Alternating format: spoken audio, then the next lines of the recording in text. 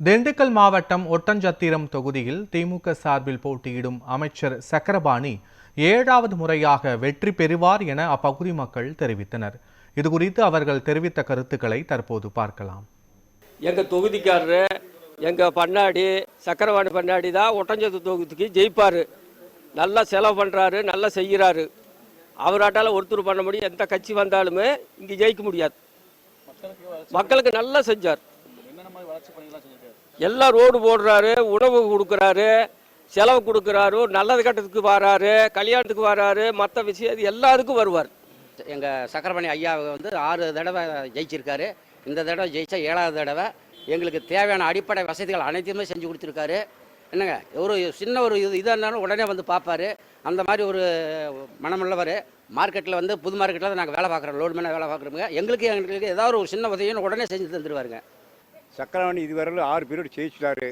இந்த பீரியடு அவர் எதிர்த்து நிற்கிறவர் டெபாசிட் வாங்க மாட்டார், அது உறுதி.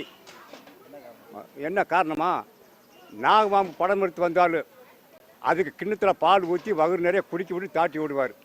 கல்யாணம், காது குத்து, நோம்பு சாட்டுறது, கோயில் கட்டுறது, எந்த காரியத்துக்கு போனாலும் சரி இல்லைன்னு மனசு சொல்ல மாட்டார். 15 கொடுத்து இந்தா போயிட்டு வா அப்படின்னு தாட்டி விடுவாருங்க. நல்ல பேர் வாங்கிட்டாருங்க.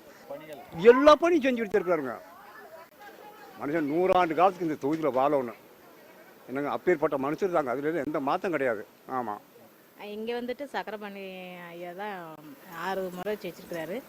எந்த விசேஷம்னாலும் சரி, யார் வீட்டில் எந்த ஒரு கெட்டதுமே எல்லாத்துக்குமே வீட்டுக்கே போய் பண்ணுவார். அதனால தான் அவரை ரொம்ப நம்புகிறாங்க. இங்கே இந்த தொகுதியை பொறுத்தளவுக்கு வேறு எத்தனை பேர் யாருன்னாலும் சரி, நம்ம தொகுதியை பொறுத்து அவர் தான் வருவார். ஏன்னா அந்தளவுக்கு ஒரு க்ளோஸாக மக்களோட க்ளோஸாக இருக்கிறனால அவர் நல்லா செஞ்சுக்கிட்டு வர்றாரு. அவர் எப்போவுமே எங்கள் வீடு ஏறி வர்றாரு. இனிமேல் அவர் தான் செய்ய போகிறாரு. அதனால அவருக்கு தான் ஓட்டு போட போகிறாரு. அவர் அனைத்து செஞ்சு வர்றாரு. போய் கேட்டால் இல்லைன்னு சொல்லுவதே இல்லை. அனைத்து செய்கிறாரு. செய்கிறவங்க மேலே தான் பாசம் வரும், செய்யாதவங்க மேலே பாசம் வராதில்ல. அதனால செஞ்சார், அது மேலே பாசம் வருது. எம்எல்ஏவுக்கு தான் ஓட்டே போடுவோம். சக்கரபாணி அவங்களுக்கு நாங்கள் வருஷமெல்லாம் அதுக்கு தான் போடுவோம். இன்றைக்கி இடையிலையும் மாற மாட்டோம். நாங்கள் எங்களுக்கு அதானுங்க இதெல்லாம் உதவி செஞ்சுருக்குறாங்கல்ல. நாங்கள் ரோட்டில் வண்டி தள்ளி தள்ளி கையில் காப்பு காய்ச்சி கிடந்தோம்ல. எங்களுக்கு உட்கார்றதுக்குனால இடம் கொடுத்தாதுங்கள, அது போதுங்கள.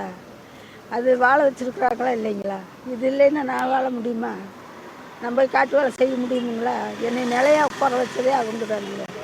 இப்போ இருக்கிற சக்கரபாணி அவர்கள் வந்து இந்த தொகுதிக்கு வந்து பசுமை நாயகன் சொல்லி ஒரு பெற்ற வாங்கியிருக்காரு. அதுக்கடுத்து மக்கள் மத்தியில் வந்து மிகப்பெரிய ஒரு செல்வாக்க பெற்ற ஒரு நபர் என்பதால் இந்த தொகுதியில் வந்து தமிழ்நாட்டின் அதிக வாக்குகள் வித்தியாசத்தில் வெற்றி பெறுவதற்கான வாய்ப்பு இருக்குங்கிறது என்னுடைய கருத்து.